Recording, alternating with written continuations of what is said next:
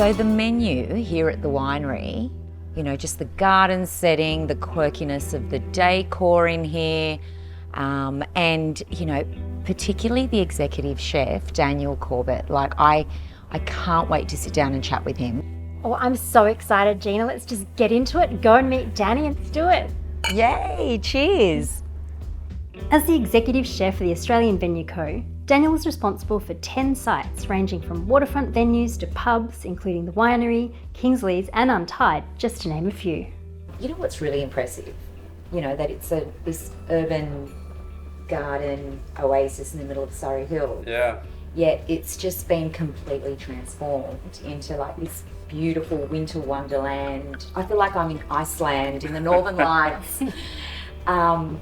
It's really cool. Yeah, it's great. It's set back from the street, so you can literally get lost here and, you know, wind away the afternoon with some great wine and food. My entrance to hospitality was very similar to most, you know, kitchen hand, 14, you know, working. Yep. But I fell in love with the lifestyle of hospitality. That's what I fell in love with, and food just happened to play into that, really. It took me a few years to actually kind of really care about food. I was never brought up on particularly great food. I'm sure my mum would be upset about that. How would you, you know, if you had to use 3 words to summarise the winery, what would you use? I mean, you know, urban and quirky come to mind, but what else? I don't know, it's that kind of brasserie, that kind of old school brasserie. Wine's been the big focus here. We kind of ventured a lot more into the cocktails recently as well. So yeah, it's got a lot of fun here, and you can kind of, as I said, just escape. Come here in the late afternoon and just disappear. Talk to us about the Igloos and what inspired that, Oh, we've done Igloos before as such, but I think now was perfect for us. It was that kind of COVID safe option for certain groups, you know, and they can go in there and I guess have a safe time, if you like. They can eat and drink, and then when they're done, we go in there and just blitz the whole thing and clean it all up and make sure that everyone's all safe and ready to go for the next people, you know. So yeah, it's that kind of fun COVID safe option, I suppose. Who were you know, your mentors along the way? There was a lot.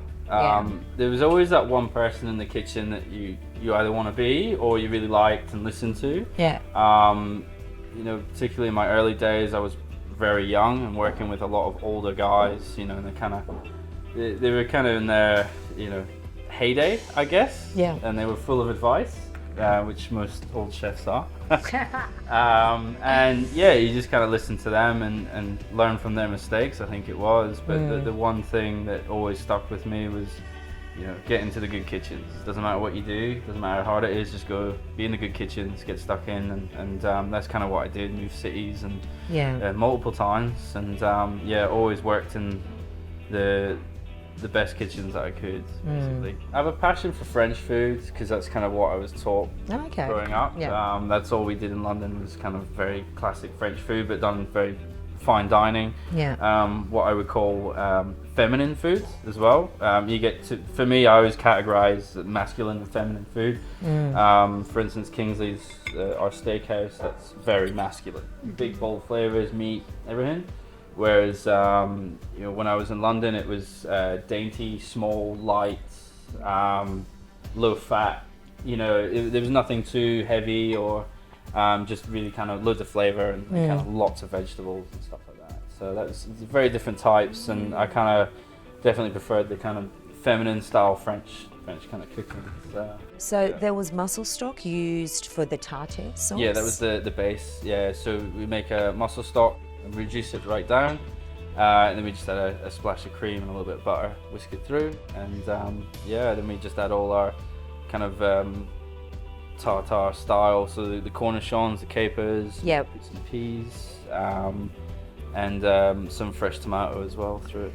I mean, what I loved about it is that it wasn't your traditional thick tartare sauce. No. You know, where that you normally get fish and chips, you know, it's kind of like just slapped there. So the winery, it's that kind of French stroke Mediterranean style food. So we would first of all look at that cuisine. I then look at the trends that are happening at the moment. I mean, Sydney's got so many trends, it's ridiculous. Like keeping on top of everything. You know, the vegan, gluten-frees, you got to cater for it as well, so that then comes into it. But that also opens up paths to other creativity that you might, that wouldn't normally look into, which is also good. And then social media, who's doing what's on trend, what isn't on trend. I've got some great apprentices that work for me and have worked for me, and I pick out the ones that are just ready to go. Like that you can just tell the mentality, just talking to them. They're not afraid to just get stuck in and learn. I mean, we offer a safe environment at AVC. We're not, there's no bullying. There's certainly not like it was when I was coming through the traps, and so that whole culture has changed. Oh, it's completely hasn't it? changed. Everything I've changed throughout the years I've had to. I can't scream at anyone anymore, and I don't want to either. Like that's but not it's something. interesting though, because it's it's still portrayed that way. I mean, we watch all these TV shows, and the chefs are always crazy, screaming and swearing. It makes good television, doesn't it? Okay, but it's not necessarily the reality, or you're just. No. You're there's definitely here. there's definitely some restaurants out there that are still running the old school way, and I love it. But I myself, I've had to move on from that. You can't run. It's all about culture now. How to motivate your team. How to breed good culture within each kitchen, which is very difficult. Different personalities. You kind of end up being a bit of a psychiatrist sometimes, trying to figure out what everyone's needs and wants are. But it's more nurturing of your team rather than kind of iron fist. Type of. It just has to be. You can't do it the way we used to. And as I said, it's a good thing for the industry. We had next to no female chefs 5-6 years ago, and now I've got at least 35-40% of my team across the board are now females, which. I don't want to say this wrong, but for me that's a sign of good culture within the team, and some of them are the best chefs I've got, But as I said, you gotta love the industry, you gotta love the lifestyle, you gotta love the culture. If you don't, then you're not gonna survive long here. So it's not for you.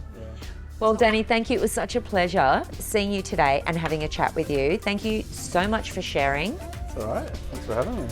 It's been fun, and we can't wait to get out there at night, actually. I can't wait to see those igloos at night, all lit up, and it'll be good fun. I can't wait to get down there. So, are we having dessert, or? Maybe next time. No, that's not fair.